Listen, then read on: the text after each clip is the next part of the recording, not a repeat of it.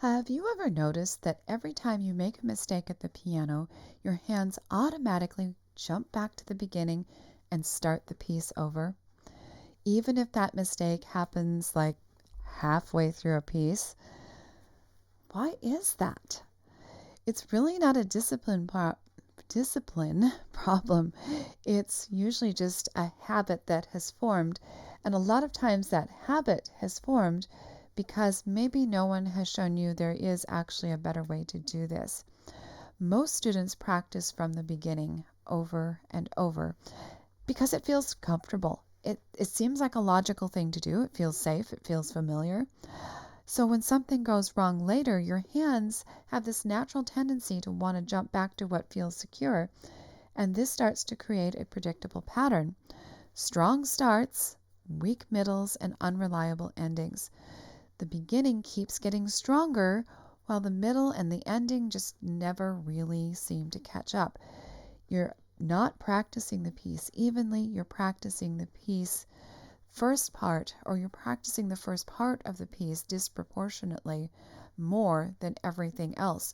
So naturally, it's going to get stronger, and everything that follows is going to get a lot weaker.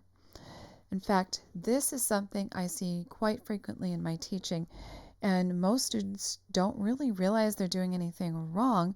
They just weren't shown how to distribute their practice. And this is one of the things I focus on in my course, Piano Playing Made Simple. And how to practice smarter is definitely one of the things we cover. So if you want a clear step-by-step approach, you can learn more at pianoplayingmadesimple.com. The link is in the description below. All right, let's keep going. So basically, what this boils down to is students just haven't learned how to isolate problems, and what they do is they end up just going back and ingraining the mistake. So let me show you with a piece from my level 1 book. This is Minuetto by Ludwig Scheidt. And what I'm going to do is I'm going to try to make a mistake. I'm going to try to imitate what a student might do and give you one or two examples.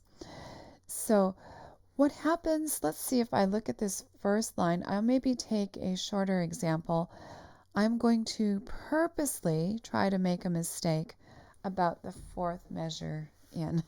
Now, sometimes that's harder to do than it sounds, but let's say that I'm a student and I'm playing along here.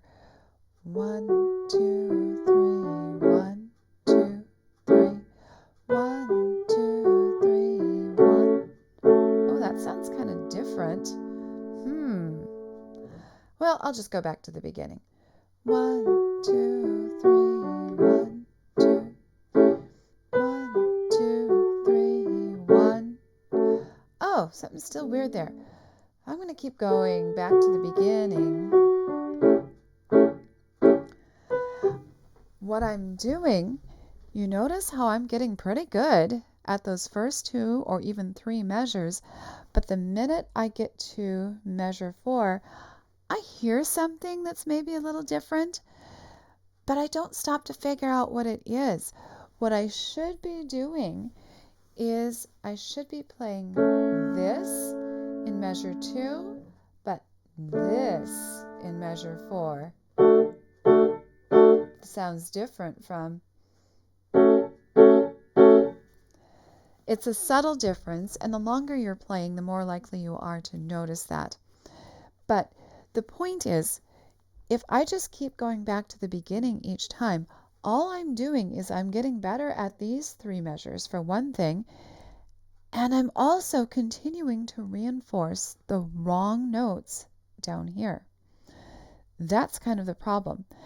Now, if we do this by going a little bit further into the piece, now let's say I'm going to play, oh gosh, I will maybe try to hit a wrong note, oh, maybe right about here.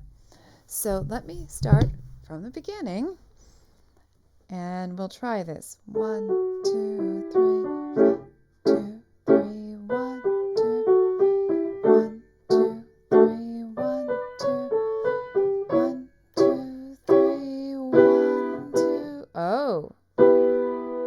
Okay, now I purposely did that, but if I didn't pay attention, and let's just say I went back to the beginning and I continually repeated all of the material up to that point, yes, I'm getting stronger with some of it, but basically I am ingraining this mistake, and what's happening is the middle is becoming less and less reliable, and you feel better and better about this beginning part, but things start to get shaky here in the middle, and by the time we get to the end,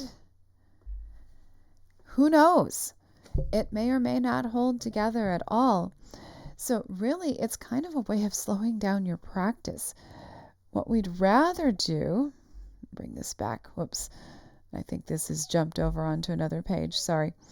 That's okay, it doesn't even matter. What we would rather do is have you stop and focus on the mistake, stay in that single measure and figure out, hey, what is it I'm doing? And then maybe just repeat that measure or maybe the measure before it and get really good at that until you can reliably take that mistake out of there and then continue on. If you make another mistake, repeat the same process. Maybe once you've gone through the entire piece, then you can go back to the beginning and see if you can play reliably through the entire thing.